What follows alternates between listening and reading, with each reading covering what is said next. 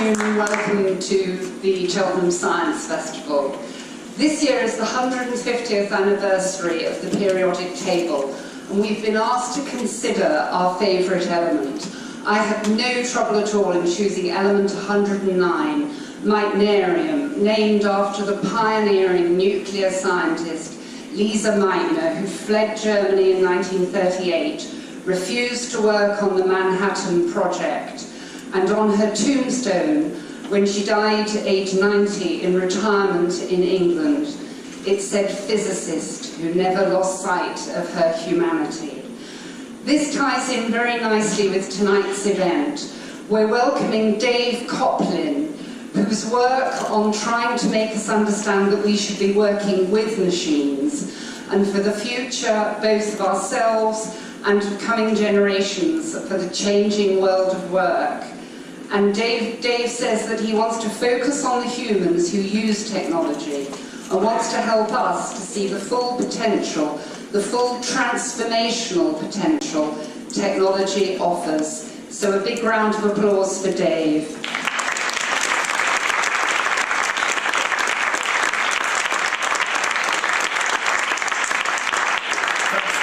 Thank you, ladies and gentlemen. My name is Dave Coplin, and I am from the future. No, that sounds a bit stupid. I'm not really from the future. But I've spent the last 30 years working with the world's largest technology companies. I started my career with Apple. I worked for Microsoft for 12 years. I worked with Facebook and Google, and every one of those roles is working about how do we think about the future? How do we develop technology for the future? But the thing I figured out, though, is in 30 years of working with technology and thinking about technology, I realized if you truly want to understand the future, the best way to understand the future is not anything to do with the technology. Instead, it's everything to do with the humans that use it. I think if we can understand where the humans are going to be, then actually we can do a lot better job about understanding what kind of technology we're going to require. And my story starts here. This is my 8th birthday party. It's my mum and my aunt Mabel. Now, I know what you're thinking, right? Here's a bloke, right? A self-proclaimed geek, gone to the extremes of personal grooming to grow a beard and a ponytail, and also like Star Trek. Who knew, right? But it's important, right? Because the thing is, Star Trek taught me a really important lesson. When I was 8 years old, I'd run home from school on a Wednesday night, BBC 2, 6 o'clock, and there was Star Trek. Star Trek taught me that technology was supposed to be a force for good in our lives. It was this thing that lifted up our capability. It inspired me as a kid. It didn't terrify me. It wasn't a dystopian future, it was a utopian future. And my problem is, the more that I think about it, the more that I read the media, the more that I see pop culture, actually we've lost touch with that sense of utopia. We have lost touch with that sense of inspiring people, and instead we dwell too deeply on dystopia. We talk too much about the problems. It's such an issue that I started to write books about this, and I spend my time in the world of work, as many of you may do. And the first book I wrote was about how the way we work doesn't work. I'll talk a little bit about that. And then the second book, and it's really the story that I'm talking about here tonight, is about the rise of the humans. And on one level, it's about our personal relationship with technology and how that holds us up. And on another level, it's about this coming storm, this world of data and artificial intelligence and how that's going to change.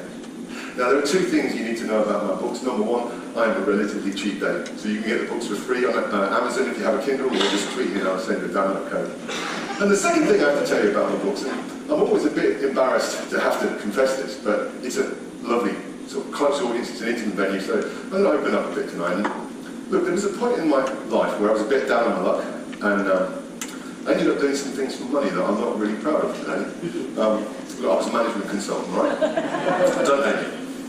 And as a result of a management consultant, you will find no answers in my books, right? Because I was a good management consultant.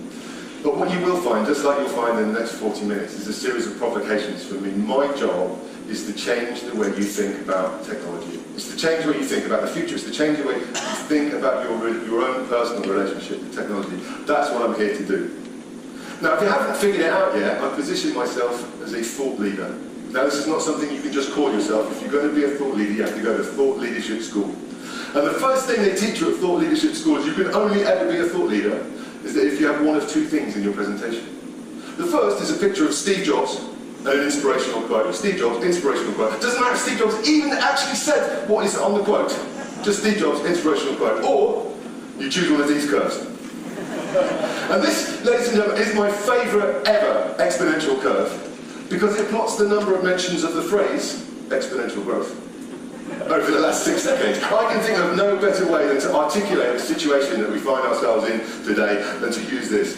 Technology, we all know this, we feel it every single day. Technology is changing more quickly with every day that passes, and it's hard for us to keep up. Now then, the second thing they teach you at Thought Leadership School is it's not enough just to have an opinion. You have to back up your opinion with facts, use data. Fair enough. And my job here is to convince you that we are a digital society. So here's my data slides to convince you that we are in fact a digital society. Seriously, do I have to do this? Does anybody know anybody between the ages of 8 and 80 that doesn't engage with technology on an almost daily basis? No, I'm not going to say there are 1 or 2 people that don't engage with technology, but for the most part, we all engage with technology and we use it. But if I wanted to use one final example, the horrific icing on the cake of our digital society, it's this. Ladies and gentlemen, I give you the iPod. Now, I love the iPod, and the iPod is a real product. You can buy one of these on Amazon. And what I love about the iPod is the reaction that the audience has to the iPod, because the first reaction is the reaction you've just given me, which is something that's just stupid. Yeah. And then the second reaction comes from the parents in the audience. And the parents in the audience go, oh my God! If I haven't been through, if I had one of these, oh my God, my present was so good. And this, for me, the iPod is the epitome of our digital world. At first it feels a bit weird, but very soon after you think, that is genius. So how do we move forward through all this? But we're held back. We're held back by our history. We use this amazing 21st century technology to simply replicate old ways of working. Our organisations, our schools, our education system is forged in the fires of the Industrial Revolution 200 years ago, and all we do with the new technology is we make these old ways of working, old ways of educating a bit quicker and a bit cheaper. Our kids, they walk around with a device in their pocket that gives them access to every single fact our society has ever known. And what is the height of our achievement as a result of having this capability? I'll give you 2 words. Cat videos. This is where we miss out. We have to change. But it's worse, right? When we think about education, here is a picture that could have been taken at any moment in time in the last 200 years. If we go back in that time machine that I don't have, and we walked into a Victorian schoolroom, you would see 1 adult and 30 kids. Fast forward 200 years, and I would walk into a current schoolroom, and I would see 1 adult and 30 kids. But worse still, we're starting to realise now that we are preparing our kids for that Victorian production line that no longer exists. The World Economic Forum a few years ago basically put out a study that showed that 65% of the kids in education today will go on to do jobs that do not exist today. As guardians of their future, how can we prepare those kids for a world that we do not know, never mind understand? And this is our challenge.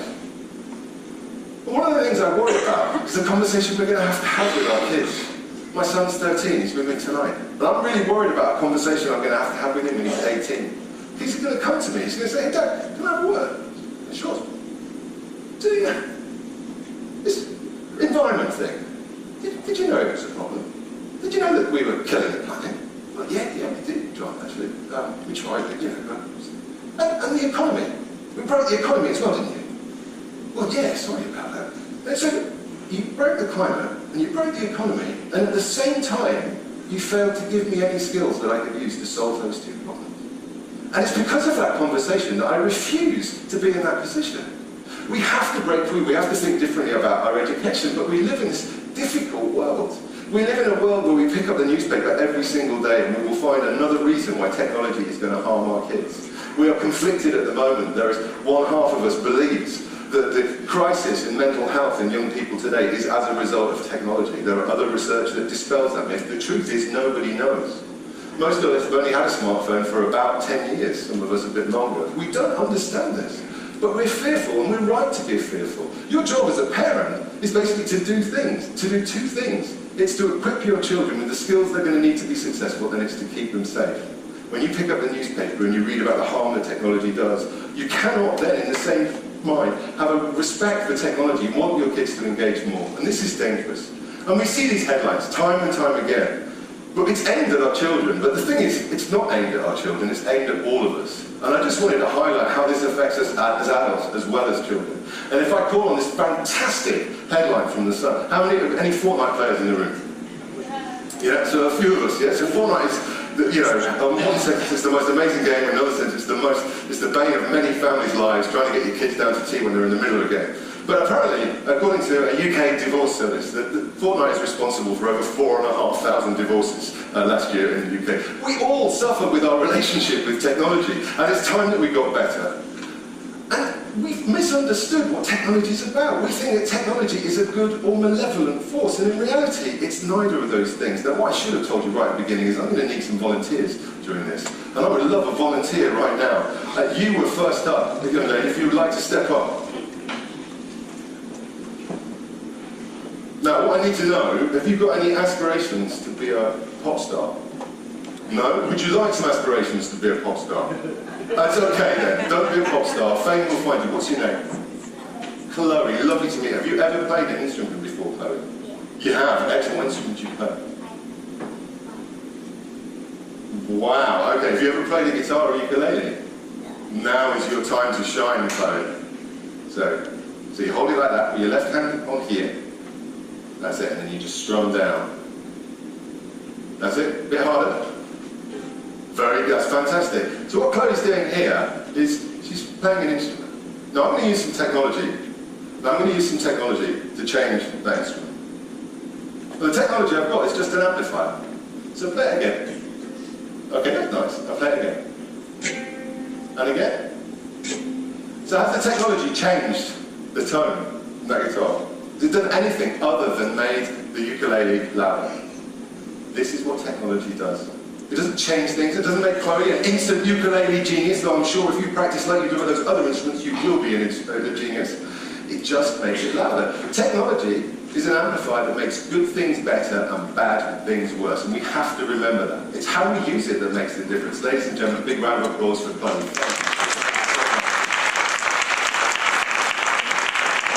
Because the way that we hear about technology, the way that we think about technology, we think that it's technology that's causing all this damage. It's the technology that's causing the problems. But it's not. It's us. It's how we choose to use it. It's the skills that we've given ourselves to make it possible. And this, ladies and gentlemen, is what the rise of the humans is all about. If we want to get all of the bounty that technology has to offer our future, we have a duty of care to ourselves and to subsequent generations to equip them with the skills they need. Because there's a new technology in town. And it's a technology that I would argue is the most important technology on the planet. There's a technology that's called machine learning. Now you will know it through its other name, which is artificial intelligence. And even though those two things are actually slightly different, for the sake of argument, we'll call them the same. All today's machine learning, today's artificial intelligence actually is statistical-based pattern recognition. And you'll remember the first time you became aware of this technology, because it will have been the first time that when you were using the search engine, as you were typing in your query, the search engine suggested the rest of your query before you'd finished typing. Do you remember that? Statistical-based pattern recognition. What's actually happening is the algorithm is saying, based on the characters that you've just typed in, and against the 3.5 billion queries that have already been typed into me today, the statistical probability of you going on to complete a sentence like this is 99%, so I'm going to suggest that as the next option. That basic ability to spot patterns and lots of data is the very thing that will change all of our lives. It will change all of your lives. It will change the life of every single person on this planet. It doesn't matter where you are, it doesn't matter which country you're in, artificial intelligence changes everything. But before we get too much further into that, let me just reposition what artificial intelligence actually is in your minds. Because when I talk about artificial intelligence, when the media talks about artificial intelligence, this is typically the image they use, right? And it's always some humanoid-looking robot looking thoughtfully off into the middle distance. This, ladies and gentlemen, is not artificial intelligence. This is science fiction. It doesn't exist. When we make work, they are not going to look like this. If you want to know what artificial intelligence actually looks like, it looks like this. It's a data center. It's an invisible force. It lives all around you. It's in your pockets.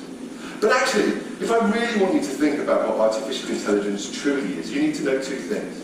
The first thing about artificial intelligence is that it's not artificial. It's real. It exists. And then the second thing about artificial intelligence is it's not actually intelligent either. But apart from that, it's a fantastic term that we would use to describe this technology. What I really want you to think about, when I mention the word artificial intelligence, there's another word I'd rather you thought of. And it's a word that's automation. Because that's what artificial intelligence is going to do for us. And just as if I turned up here 200 years ago at ye old Cheltenham Science Festival, right? I would be here talking to you, a community of weavers and farmers, about my revolutionary spinning jenny and about how it was going to transform your world. And it was going to change, it was going to automate the mechanical parts of what you did.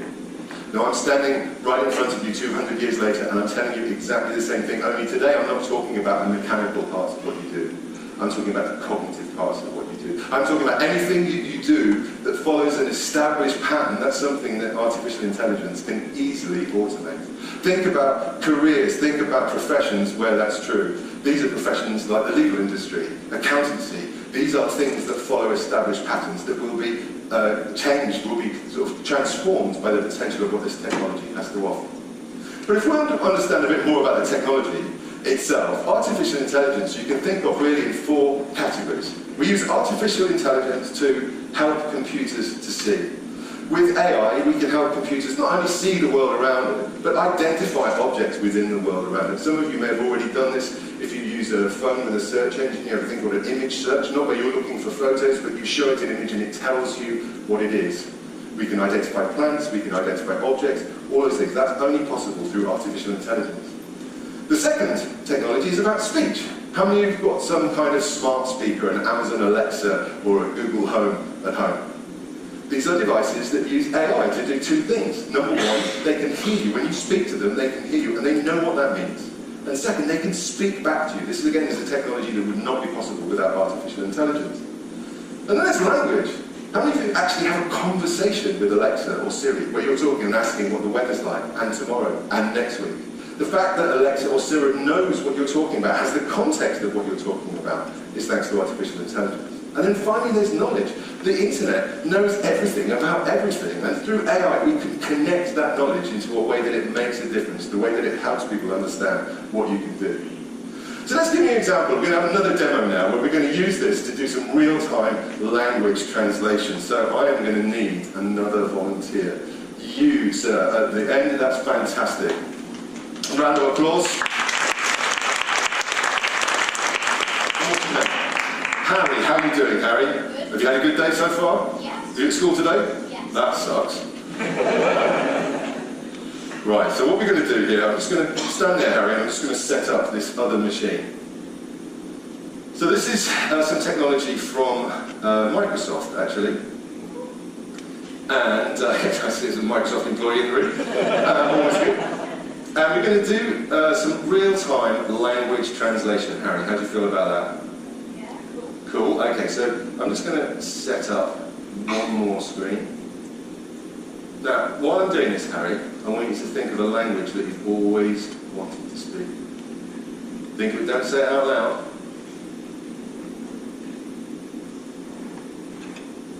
So, that language, Harry, what language do you like to speak? German. French. Excellent. I am so good. We are in tune with each other. Harry, you are a genius. For a moment, I thought he was going to pick another language. So on the screen behind me, let me just put this final code in. So on the left-hand side of the screen, while that just draws up, left-hand side of the screen, this is going to be Harry speaking in English, and on the right-hand side of the screen is Harry now speaking in French. So if I were to give you these cards, don't say anything yet. This is just a microphone, Harry, okay? But when I give you the nod, I would like you to read the phrase on the card. So if you're ready, go. The monkey is in the tree. So that's not bad. Can you see? It's got. So it got my go. I said, do you remember? I said go. It says le singe est dans l'arbre. Right? Okay, that's fantastic. Let's go for another one, Harry. Hang on a sec. You ready? Watch out for the window. Attention à la fenêtre. That's fantastic. Okay, we're going to go for gold now. We're going to go for the final one. Are you ready? Yeah. I am a rock star. Je suis un rock star. Ladies and gentlemen, fantastic round of applause for Harry. Well done, thank you. So look at that, right? And actually actually, we could have chosen German. It's just the comedy obviously works a bit better when it's in French. We could have chosen another 45 different languages, and that's just today. In the fullness of time, that will reach 152 different languages. Think about how that changes the world. This is a technology that's available to all of you. It exists in your pockets. I think of how that's going to change the world of our young people. My son, he's 13. Will he actually need to learn a foreign language at school? Now, I know that's provocative and we learn foreign languages for lots of reasons, but even if he learns 1 or 2 languages, he'll be able to speak another 152 languages. It will change his cultural experience, not to mention his job prospects. But, you know, you can also see that we're in the early stages. Do we have any French speakers in the room? Does anybody want to point out the glaring error in the final translation? Female, exactly. So we get close. It's close enough, right? But we will get better and things will move on. Right. So this technology is so important, it's such a big deal, that even the computer scientists are excited by it. And if you've ever worked with a computer scientist, you need to know it takes a lot to get them excited. They call it the third computer age, right? So just for completeness, the first computer age for me is personified by Charles Babbage and his mechanical computer, the analytical engine, a design so complicated, Babbage never finished it in his lifetime. It took the Science Museum in London until 2006 to complete that design. You're all familiar with the second computer age. This is the world of the digital microprocessor. It's the phone in your pocket, it's the computer on the desk. But the third computer age is different. The third computer age belongs to machine learning and artificial intelligence. And it's different from the first 2 ages for 2 fundamentally important reasons. The first is this. Unlike today's computers, I do not give the algorithms a list of instructions. I do not have to code the algorithm. Instead, it's like a child. I teach it. If arbitrarily I wanted to get the computer to walk through the stage door over there, I would have to tell the computer where the stage door is. I would have to articulate all of the obstacles that may be in the way, that may stop the computer from traversing. I'd be able to describe the door. What kind of door? Does it push? Does it pull? Does it slide? And then, is there a handle or a knob? All of these things I would have to do. And if I failed in any one of those instructions, the computer would fail to walk through the door. This is not true of a world of algorithms, because if I want to get an algorithm to walk through the door, I simply play 1 million videos of people walking through the door and it learns. Now, this principle of learning is the same way that we humans learn. And it's a bit counterintuitive to the way that we think we learn. Because when we're kids, when we're at school, cast your minds back to at school and you're learning language, and you get, see, language, I didn't learn it at all. We were taught the rules of language, we were taught the logic of language. Do you remember those lessons? Do you remember the rules? Do you remember I before E except after C? Yeah? What he didn't tell us, right, is that there are 923 exceptions to that rule. There are more exceptions to the I before E rule than there are to the rule itself. Language, it turns out, isn't logical. It doesn't follow rules. It follows patterns. And we innately know this as human beings because from the day you learn to read until the day you die, you create, curate, and tend to your own personal pattern of language. Every time you read something, you're making your own algorithm, your own pattern of language slightly better. And this was proven by some research from Cambridge University in the late 90s that showed if you speak English, and if you don't speak English, this will work in whatever is your native language, as long as you keep the first and last characters of the word in the right place, you can mix up all of the other characters. You can even misspell words, and you'll still be able to read the text. Can you read the text on the slide? Of course you can. Because what's happening is your brain is being presented with something as ambiguous as this, but it's not calling on the rules, it's not calling on the logic, it's calling on your personal pattern of language, your algorithm of language. And this is another reason why the algorithms are not going to take over, because the algorithms are only as good as the patterns that they're provided with. What do you think would happen if I were to show this to someone who's just beginning to learn to speak English? Or if I'd shown it to a child who's just forming their own language skills? It would be nonsense to them because they haven't established enough of the pattern. But this ability to train, to teach rather than just to instruct, fundamentally changes the capability of what we can do with technology. And so what we're going to do right now, we're going to prove that. We're going to do something that's never been done before. We're going to do real, live algorithm training. And guess what? You guys are going to train it. So if possible, and I didn't warn you about this, Ben, but if possible, just to raise the house lights just a little bit. Perfect. Now this is a demo from our friends at Google. I just kill this. And it's called the Teachable Machine.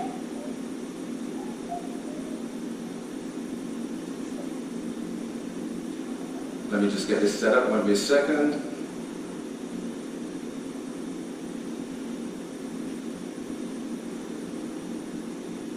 So what I'm going to do, hopefully this is going to kick in. You need to get some focus. You lovely people right there. Okay, look at that, excellent. So what I'm going to ask you to do in a second is when I say go, could you just raise both hands and just keep them in the air for a minute? So if you could just do that for me. And what I'm doing now is the algorithm's training, so it's learning that this is a state that it needs to recognise. And so let's go to about 100 examples of that. Fantastic. Ladies and gentlemen, you can lower your hands now. And if you just could sit still with your hands down.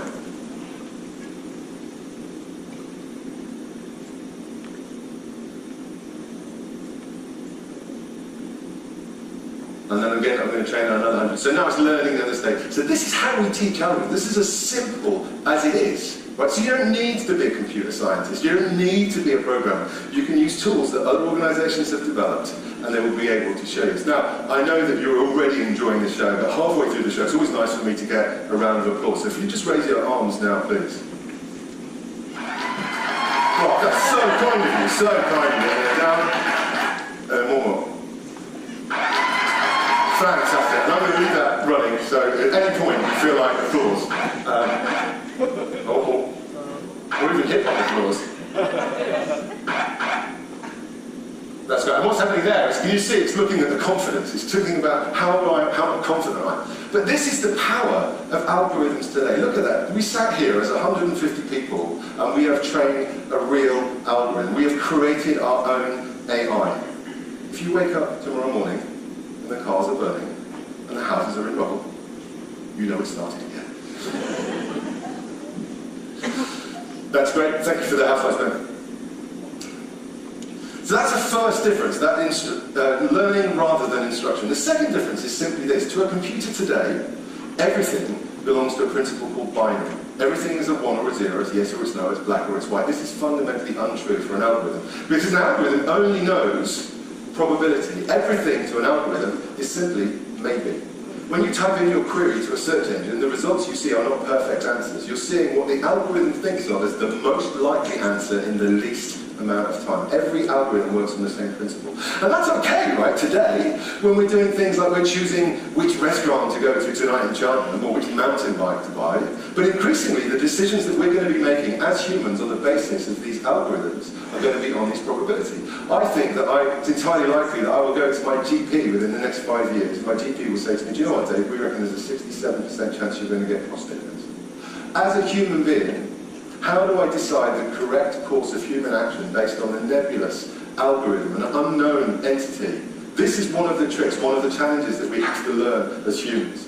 But we must learn it because the power is immense. And here's an example of it being used in real life. It's being used in Cambridge, in Admiral's Hospital in Cambridge by an oncologist.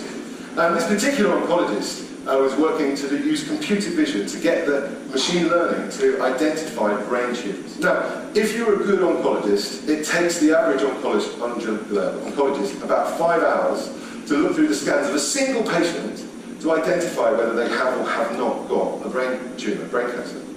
The algorithms can do it with greater accuracy than a human being in 30 minutes. Now, the point of this story is not that the machine is better than the human. The point of the story is what the human chooses to do with the time saved. Because this particular human says, do you know what? This is about value, isn't it? Because the consultant could process another 9 patients in the time that's saved, or she could do what she did. She said, well, where do I add the most value in this process? And then she thought, well, this is the moment at which I'm about to tell another human being that they have or have not got brain cancer. So the most value I could add right now is simply to spend more time with the patient. This opportunity cost of automation is one of the most challenging questions that we'll face. As it comes through our society, as it comes through our workplace, and it starts to automate about 30% of what we do, we will be measured by what we choose to do with that saving. If we bank that saving, if we sit on our backsides and do nothing with that time, we will have failure. But this technology is going to leave us with some big challenges. The opportunities are too great, but we have to understand the challenges if we're going to get through. And the first challenge, there are 4 challenges that we need to engage with. The first is about automation itself. What do we do with that 30%? We're going to see entire industries, professions decimated by this technology. Truck drivers, taxi drivers are easy examples, but equally so will be the bottom ends of the accountancy market, bottom ends of the legal institutions. These will be be automated. And we have a duty of care to everybody to make sure that nobody gets left behind. And so as we begin to automate, what we have to make sure is that we're giving people more skills. We're retraining, they're helping them to learn new vocations so that they continue to be valued and valued in a modern society. And in order to do that, we have to get out of this whole thing about humans versus machines. The robots don't take our jobs, they free up our capacity for us to do more, if we allow them to do. And that's part of our challenge. The second big obstacle is about the skills deficit that we talk about. And this is the big issue that we face, and this is the issue that I'm really trying to talk to you tonight, especially if there are kids in the room or parents in the room. Because we have to figure out what are we going to do about the fact that we don't know what 65% of our young people are going to do. The mathematicians know it. They're sitting there, the best mathematicians in the world are screaming at the top of their lungs, and they're trying to tell everybody that 80% of the maths we teach our kids is redundant. And they're not sure about the other 43%. Because what we're teaching our kids to do is we're teaching our kids to be calculators in a world where they have infinite access to an infinite calculators and calculation power. What we're not teaching our kids to do is to be able to formulate questions, to be able to use data to prove things. Let me show you this principle. And again, I'm going to need 2 volunteers now. Now, I would love 2 types of people. I would love a young person who is about, let's say, year 7, could be year 6, year 8, that doesn't matter, and I want an adult. In particular, if possible, I want an adult who's very good at maths. I mean, if we had a maths teacher in the room, that would be perfect. So I'm going to get you, my friend, and then have we got an adult that's willing to step up to this opportunity? Oh, look at that. So the kids can do it, but the adults are like, no, I'm seeing someone being identified. There, I am so sorry, I missed you. And then the round of applause. Well done, well done. So, Seth, fantastic. Seth and Emma, fantastic. So what we're going to do, Seth and Emma, is we're going to have a maths off, right? Yeah, you volunteer, right? You were volunteering, okay. So you might, you should never turn your back to the audience, but I'm going to give you permission. Because I'm going to put some sums up on the board, right? And I want you to look at the sum. And I want, when you know the answer, I just want you to shout it out, okay? You ready? We're going to do a nice easy one to start with. Okay, you ready? 80. Okay, don't worry, Seth. We've got this covered. Okay, you feeling good now? Yeah? Got another one. Alright, we ready? Here comes the next one. Oh, nice one. Well done, Seth. Fantastic. Okay, we're feeling good. We're both warmed up now. You ready? Okay, here comes the third one. Ready now? It's going to be even easier.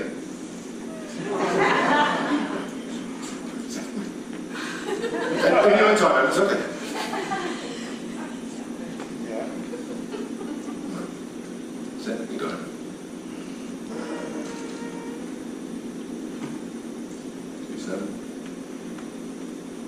Hey, get on now. Is it alright? You think it through? Okay, well you just take your time. You know, the audience here I'm sure has got all night. And so, meanwhile, Seth, could you just tell me what the answer is? 21.57. Fantastic, 21.75. Is that fantastic? So we're not done yet. I'm sorry about that, it was a bit unfair. So just to try and settle the score, this is one final one. This is maybe tricky, we'll see how you do with this. What is the area of a circle with a radius of 10 centimetres? Anybody in the audience? 100 pi, which is 314.592. That's great. So, now, well done. Ladies and gentlemen, Emma and Seth, thank you so much. Well done. Emma, I love you for being very gracious. The first time I did this, it was a real maths teacher, like, and an 8-year-old kid, and the maths teacher was like super competitive. And I'm like, dude, she's 8 years old. So look, the point of those last 2 examples is look what happens to Seth's mathematical capability when we introduced a bit of technology, and then equally, look what happened when we introduced something where you needed to have a bit of knowledge about the rules of arithmetic. Right? And I'm guessing the reason I asked for year 7 is year 7 I don't think has done area of the circle. Have you done that yet at school before? You have done it, okay. You should have said no to that. You should have got the answer right. So when it says teachers not area, okay, we're good. And so the point is, we can use technology to extend our reach, but we have to know the basic principles of how things work. That's the crucial point. So it's not all or nothing that we have to get into. And the same is true of knowledge, right? So when I went to school, knowledge was a scarce resource. Not everybody had access to knowledge. You had to go to special places. And you had to live in special countries as well, to be honest, right? So we were lucky. We lived in the UK, as we all did. We enjoyed a thing called the library. Do you remember them? How fantastic they are? We need to see more of those. But that would give us access to knowledge. Well, today knowledge isn't a scarce resource. We've already established that we have access, all of us, to every single fact our world has ever known, and it's through a device that sits in our pocket. Knowledge is now a commodity, but what is not a commodity, what is a scarce resource, is wisdom. It's knowing what to do with that knowledge. It's knowing whether the article you're reading is true or false. And we have to pivot our conversation with our kids. We should not be teaching them about the events leading up to the Battle of Hastings, but instead equipping them with the skills to be able to find that out for themselves. And there's a lovely little thing I found the other day on the internet that really articulates this well for me. If you want to know the difference between knowledge and wisdom, think about the story of Frankenstein. Because knowledge is about knowing that Frankenstein isn't actually the monster, but wisdom is knowing that actually he is. And I'll leave you to reflect on that for a minute. So the third big challenge is what I call big data's big dirty secrets. So the data is really important because this is how the algorithms work. They feed off data, but the problem with the data is the data is generated by humans, and there's so much data that we're smashing it together to gain insight, when quite often all we're gaining is spurious correlations. Here's an example that I'll show you. This is really an important project that's done by some PhD students in the US, basically pulling together data sets to try and gain insight. So inside, we've got two huge data sets. We have the change in the average surface temperature of the Earth measured over time, plotted against the number of pirates operating in the Indian Ocean. Two important data sets, and I think you'll agree, ladies and gentlemen.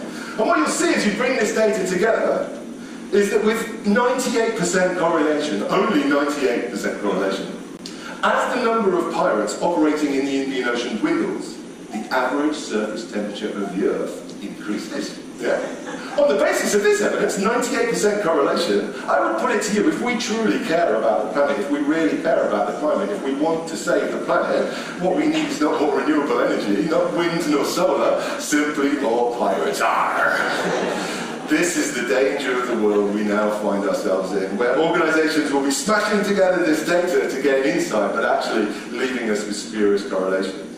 But there are other issues with the data. We humans are responsible for all of the data that exists today. Every single piece of data has been generated or commissioned by a human, and the problem with humans is we are riddled with bias. Every human contains, on average, about 188 separate cognitive biases that frame and shape everything we do. And those biases, they're in the data, they infect the data, they are infected in the algorithms, they come out in the answers of the algorithms. And that's why we have to be super careful of what we do with the answers from the algorithms. Let me give you an example of a bias. Let me give you an example that's called geographical bias. So, audience participation time, can you tell me what colour are fire engines? Red! Fantastic! Well, of course, in the UK they're red, but in Hawaii they're yellow. And in South Australia they're yellow. So if I was an organisation, if I was an individual, training an algorithm like we've done tonight to identify fire engines on the road, I'd need to know where the algorithm was going to be used, because if it was going to be used in the UK, I'd train it for red ones. If it was going to be used in Hawaii, I'd train it for yellow ones. This kind of bias finds its way into every algorithm that we use, and we have to be mindful of that, because it should change what we choose to do with the answer. So the final challenge that we have to overcome is us humans. It's the relationship that we have with technology. We have allowed technology to ensnare us. This is a public safety video from South Africa, and whilst it is hilarious, laughing at other people's misfortune, this is the world that we have enabled. Now these are extreme examples. Let me give you some less extreme examples that I know that you will all experience. How many times have you wanted to talk to your kids but found them engrossed in a screen? How many times have your kids want to talk to you but found you engrossed in a screen? How many times have you been walking down the street looking at the device rather than where you're going, or engaging with the people around you? This is not technology's fault alone. It's our fault too. We made those choices, and we have to break free. So look, what can we do with all of this? I've taken you on a journey. I have told you about the future. I've told you about the amazing, amazing potential that technology has to offer, if only we can equip all of us, not just our younger generations, with the skills. So what can we do with this? The first thing is we have to think very differently about education. We have to think not about tools, but we have to think about skills.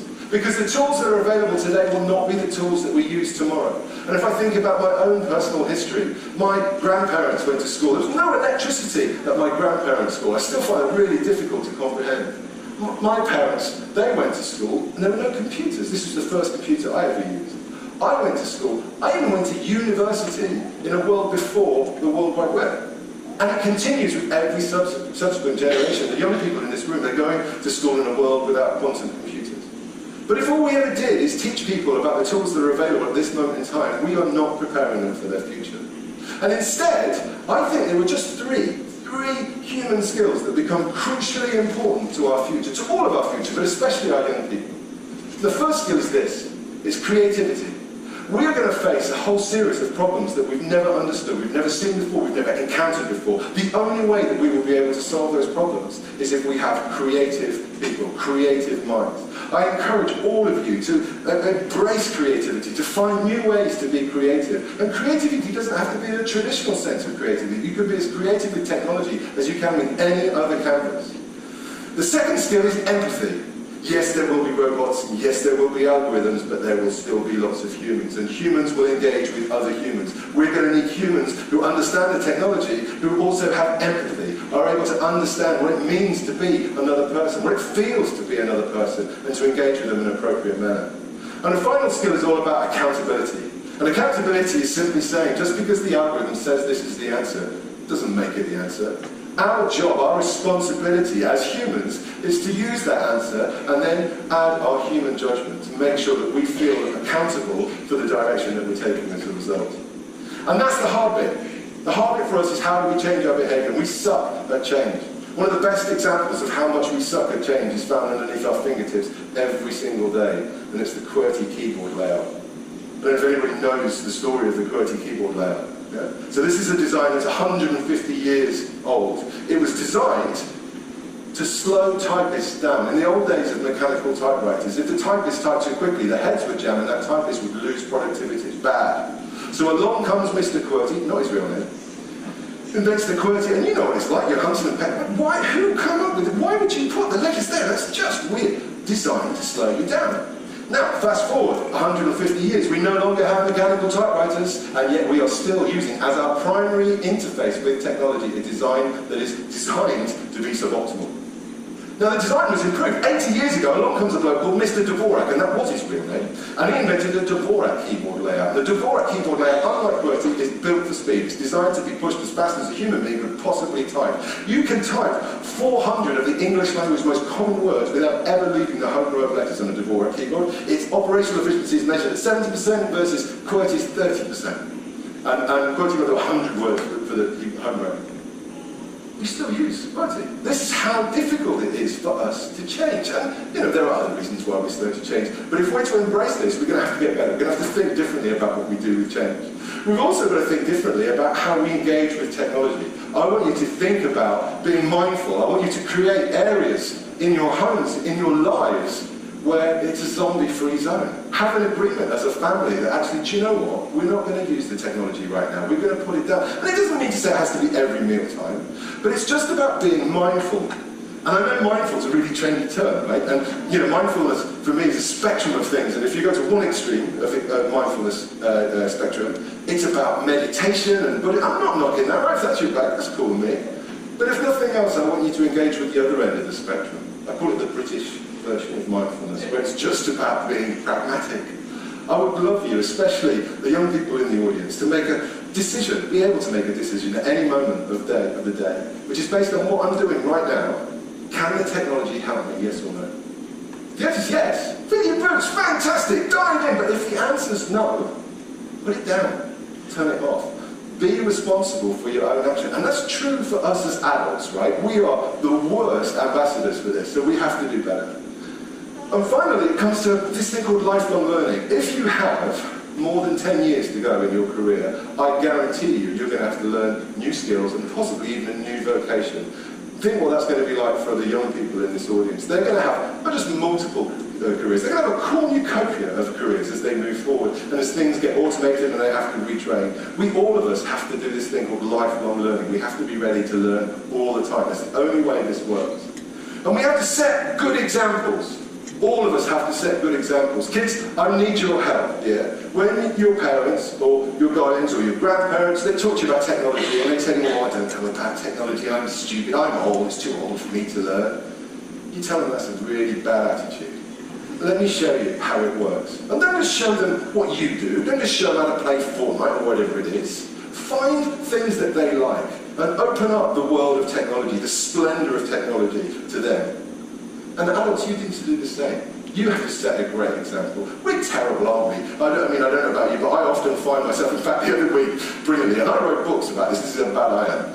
And, you know, I'm having a conversation with John, and I'm like, John, seriously, you have been on that screen. So, just let me finish this, hang on a minute, I'll be with you in a second. It's just like, what am I doing? I'm not setting a great example for him. So we've got to have this conversation. We've got to be mindful about the way we use technology. And I'm going to leave you with two things, and that's going to leave us with a little time for a few questions. The first is this. I'm here to tell you as a lifelong technologist, somebody who grew up to love technology, to be an ambassador for technology for my entire career. I want you to know that technology is the least of all of our problems. It's not irrelevant, but it's just at the bottom of the pile.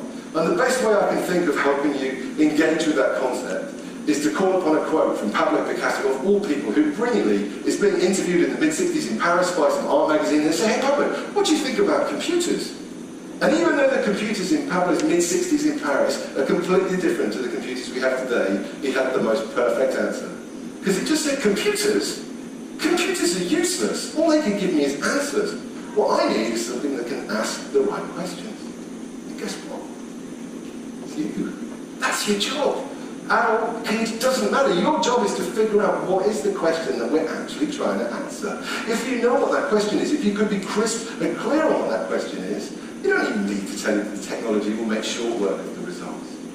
So I'm going to leave you with one final thing. This is not my view of the future. The internet, it's not the Terminator, it's not Skynet. I'm going to leave you with a different view of the future that's just this. I see a world where we as humans, we stand up tall and proud, right up on the shoulders of these digital giants that we've created. We use technology to extend our reach as human beings, not to replace us.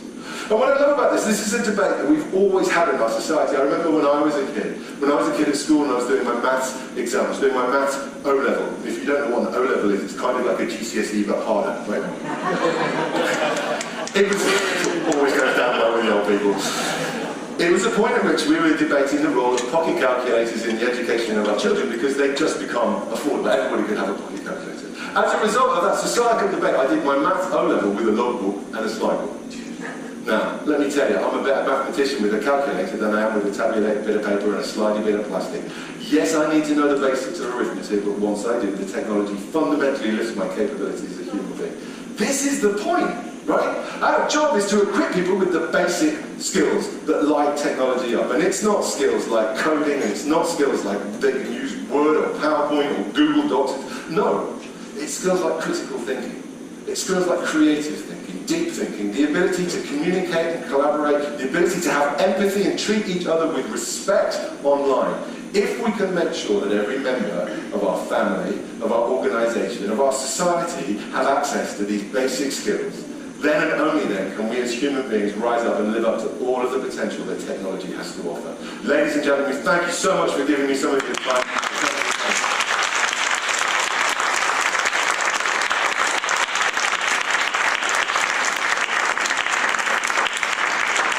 Thank you. Now, I think, unless I'm not mistaken, we have a few minutes for questions. I'm also going to be available outside if we have more questions because they're going to clear us off the stage. I'm going to say, the gentleman at the back, and I'm going to come to you at the front. There's a mic over there. What about social rules in society? For example, oh my God, my phone's gone off. I'll just answer the phone. Yeah.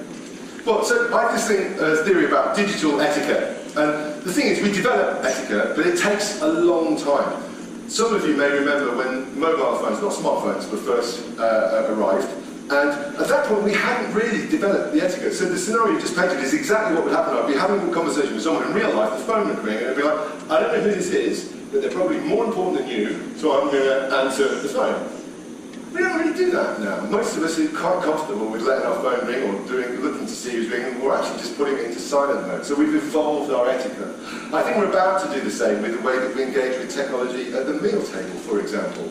Because I know some of you will be frustrated about people who use their phone at the dinner table, but I would argue there are times when that's appropriate and times when it's not appropriate. And it's your job as a family to figure out what those rules are.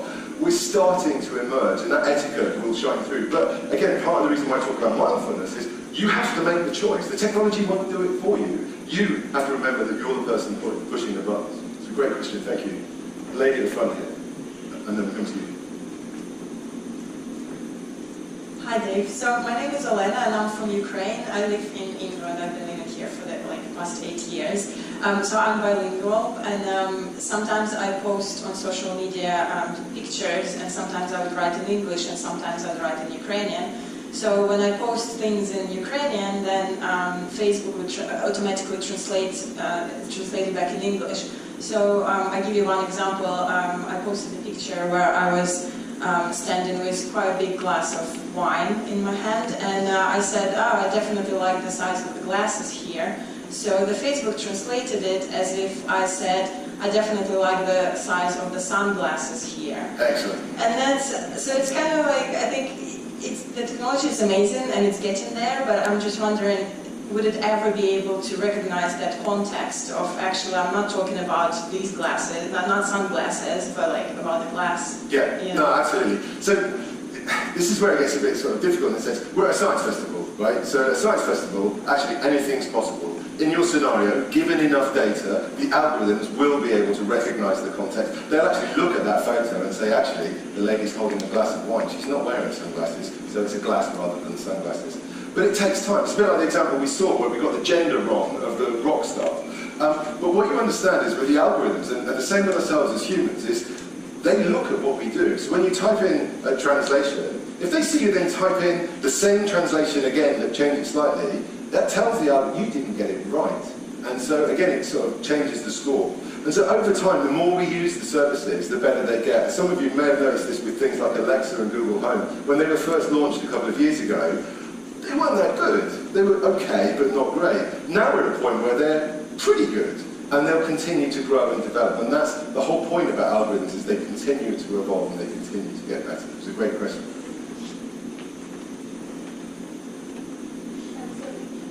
Okay. One question taps into the thing, how long are we going to wait for this to be secure?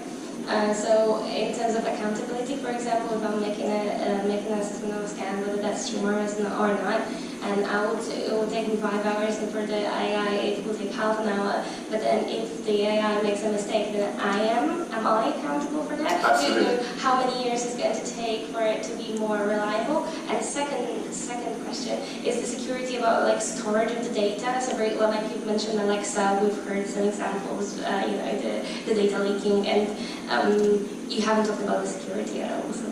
No, I haven't talked about security, and the point about security is the data that we use today is typically more secure than the data that we've ever used in the past, and certainly more secure than the things that we used to do physically. My thing, you can never be 100% secure. It's a fallacy to even think that you could. But that shouldn't mean to say that we should always strive to be as secure as possible, and that's the journey that we're on. In terms of whether we're accurate enough, the quality of the algorithms exists today. The thing that's going to take time is the moral and ethical and legal framework that supports what you're talking about. In my example of the oncologist, if the algorithm makes a mistake and harm is done to a patient, who's liable? That's a question that nobody has answered yet today. But we're going to see more and more cases. We're seeing it happen in the US, where there have been tragic deaths as a result of driverless cars, often actually caused by human error rather than the technology. But the debate is out as to who is responsible and how that goes. The next few years are going to be all about developing that legal and ethical and moral framework. Now that we know the technology works, these are the debates that we're having. Thank you. There's this gentleman here, and if I can just squeeze in, Chloe, what's her name? Yeah, so I'd love to come back to you in a second.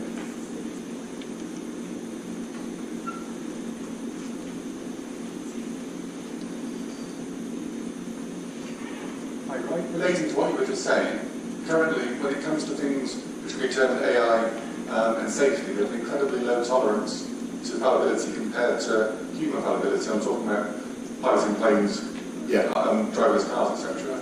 Do you think we'll come to learn to be more accepting of computer fallibility, or will our expectations for ethics just grow more? I hope that we will become more comfortable and more optimistic. And again, one of the things that one of the reasons I do this is I'm fed up with the dystopian view. We will read all of the time about the failures and the danger of the failures, but they're never put in context with the total safety, the total security of what they mean. We just find out that an individual was harmed. But what I think the data will show over time is that actually these algorithms are safer than humans operating in those environments. And that we will learn, just as we do today. If you remember, maybe actually it's different now with the Boeing 737 MAX thing, but when there was a series of issues with plane travel, that we were all a bit fearful of plane travel. But now actually we learn that it's safer to be on a plane than it is to cross the street, so actually we all travel by plane. We will learn those things as we go through, but I do think it's important for us to engage with the positive, optimistic side of what these things enable, as well as looking at where the problems lie as well. So taking that total view. But fundamentally, I think the data will speak for itself and we'll learn to trust what they can do. So the final question, okay, two more, but if we've got time, I have no idea where we are for time, and I'm looking for a stage manager or anything, but we're going to... Why was technology invented? That's a great question. Why was technology invented? So, do you know what? Technology was invented, I think, because humans always want to do better. And I think technology goes back thousands and thousands of years, and technology is all sorts of things. It's not just computers or cars, it's things like fire. It's things like the fact that you get water in your house. And time again, what humans want to do is they want to make things a bit better for everybody else and for themselves. And so they look to use tools and different things to achieve that. That's what I hope you guys, the younger generation, are going to do. I would love you to use technology to make the planet a bit better. That's our job, I think, and technology makes that possible. So if you have big dreams, then you can make that work. You going to do that? God, no, that's fantastic. One final question over here. Change the current education system to incorporate your teaching? Thank you. Look, the easy answer to that question is, one of my big frustrations is technology is still something that's done in a corner. So we only do technology when we're in the ICT suite. No, you live your lives as adults. You know, I'm only going to use technology when I'm sat in the computer room. We don't do that. At every moment of our day, when we face a problem in life or a problem at work, the first thing we do is we reach for technology and we use technology to help us solve that problem. So I would love, in education, to see technology support learning across all subjects. So I would love us to be learning about history on a computer, doing art on a... Not exclusively, this is not all or nothing, but we use technology to enable us to achieve more. That's the first and most important thing we can do. The difficult thing is not to prepare our kids for that Victorian production line. The difficult thing is, how do we teach kids creativity? How do we teach kids? What I think is really funny, if you think about it, the way we teach kids today, is we teach them to fall in line, to fit inside the box, to do what they're told when they're told to do. And I get a bit of that. But if you go and work for another company, what do they ask you to do? Think outside the box. Empower yourself. They're not prepared for that because we've not prepared them ourselves. So the challenge, the real difficult problem that we face is how do we give them those skills that are completely different to the way that we've thought of education for the last 200 years. But I know that we can do it. And I know that my job here is to spark all of you into thinking, well, maybe we could think differently about technology. Even at home, maybe we should have a conversation about when we should use our phones and when we shouldn't. That's the point here that we start this. And the small ripples, I hope, lead us to great results. Now, I think we're at time now. So, ladies and gentlemen, thank you once again. Thank you.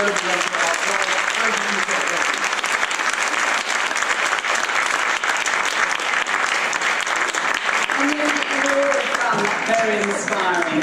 Empathy, accountability, algorithms.